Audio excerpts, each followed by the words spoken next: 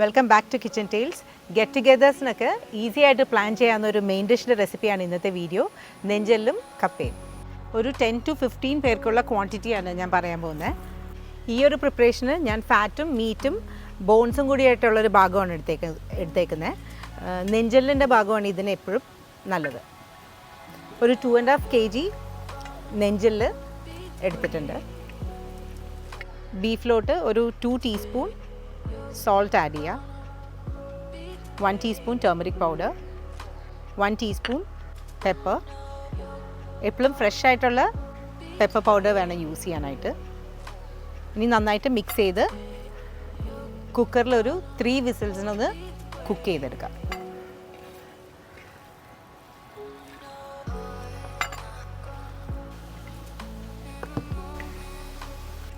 ഒരു 1/2 കപ്പ് വാട്ടറും കൂടി ആഡ് ചെയ്ത് ബീഫ് കുക്ക് ചെയ്യാം. ബീഫ് കുക്കാവുന്നതിനും കപ്പ നമുക്ക് ഇതുപോലെ ക്യൂബ്സ് ആയിട്ട് കട്ട് ചെയ്ത് ഒന്ന് പ്രഷർ കുക്ക് ചെയ്തെടുക്കാം. അപ്പോൾ ഒരു കുക്കറിലോട്ട് ക്ലീൻ ചെയ്ത് കപ്പ ആഡ് ചെയ്യാം. ഞാനൊരു 1 kg കപ്പയാണ് ഈ 2.5 kg മീറ്റിന് വേണ്ടി എടുത്തിരിക്കുന്നത്.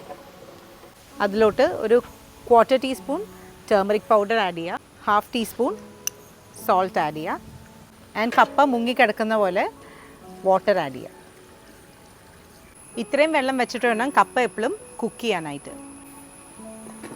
ഇനി ഇതൊന്ന് 2 വിസിൽസിനൊന്ന് പ്രഷർ കുക്ക് ചെയ്തെടുക്കാം.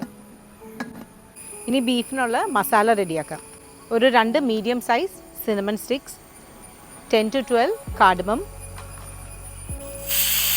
7 to 8 cloves, 6 teaspoon fennel seeds, 2 teaspoon coriander powder, 1 teaspoon spicy chili powder and 1 teaspoon fresh pepper powder.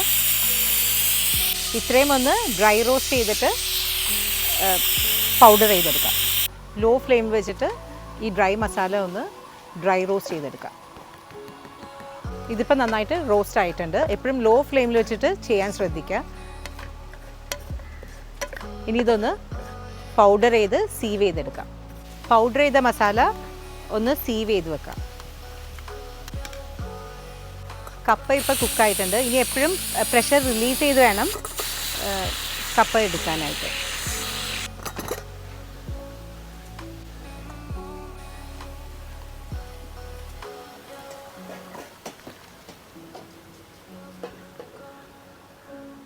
കപ്പ ഇതുപോലെ സ്ട്രെയിൻ ചെയ്ത് വേണം എപ്പോഴും ബീഫിൽ ആഡ് ചെയ്യാനായിട്ട്. ഇനി ഒരു ഉരുളിയിലോട്ട് 1/4 കപ്പ് കോക്കനട്ട് ഓയിൽ ആഡ് ചെയ്യുക, and 2 cup chopped shallots add ചെയ്യുക. ഇനി ആഡ് ചെയ്യാനുള്ളത് ജിഞ്ചർ ഗാർലിക് ഗ്രീൻ ചില്ലിയാണ്. ഞാനൊരു 2 മീഡിയം സൈസ് ജിഞ്ചർ എടുത്തിട്ടുണ്ട്, and 8 to 10 green chilli, and ഒരു 25 ഗാർലിക് ക്ലോവ്സ്. ഇത്രയും ഒന്ന് മിക്സർ ജാറിലൊന്ന് ഗ്രൈൻഡ് ചെയ്യാം. ഷാലറ്റ്സ് ഒന്ന് ബ്രൗൺ ആയി കഴിയുമ്പോൾ ginger garlic green chilli crush ചെയ്തൊന്ന് ആഡ് ചെയ്യാം. ഇത് നന്നായിട്ട് സോട്ടേ ചെയ്തിട്ട് വേണം ഡ്രൈ മസാല ആഡ് ചെയ്യാനായിട്ട്. ഇനി നമ്മൾ നേരത്തെ റെഡിയാക്കിയ ഡ്രൈ മസാല ഷാലറ്റ്സിൻ്റെ മിക്സിലോട്ട് ആഡ് ചെയ്യാം.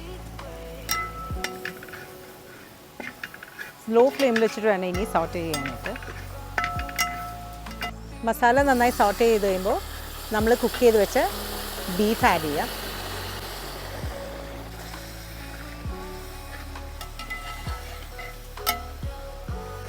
ഇനി ബീഫിലെയും കപ്പയിലെയും സോൾട്ട് ഒന്ന് ചെക്ക് ചെയ്ത് ആവശ്യമുണ്ടെങ്കിൽ കുറച്ച് ആഡ് ചെയ്യാം.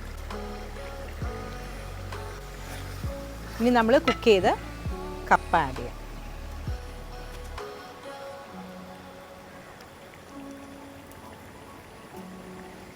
ഇനി നന്നായിട്ട് കപ്പയും ബീഫും മിക്സ് ചെയ്ത് ആവശ്യത്തിനുള്ള കറി ലീവ്സും ആഡ് ചെയ്ത് ലോ ഫ്ലെയിമിൽ വെച്ചിട്ട് ഒന്ന് മൂടി വെച്ച് ഒരു 10 minutes ഒന്ന് കുക്ക് ചെയ്തെടുക്കാം.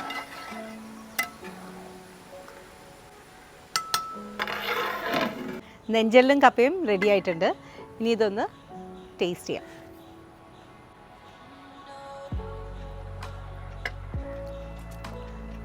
സോ ഇതിൻ്റെ കൂടെയുള്ള ബെസ്റ്റ് കോമ്പിനേഷൻ ഉള്ളി ചമ്മന്തിയാണ്.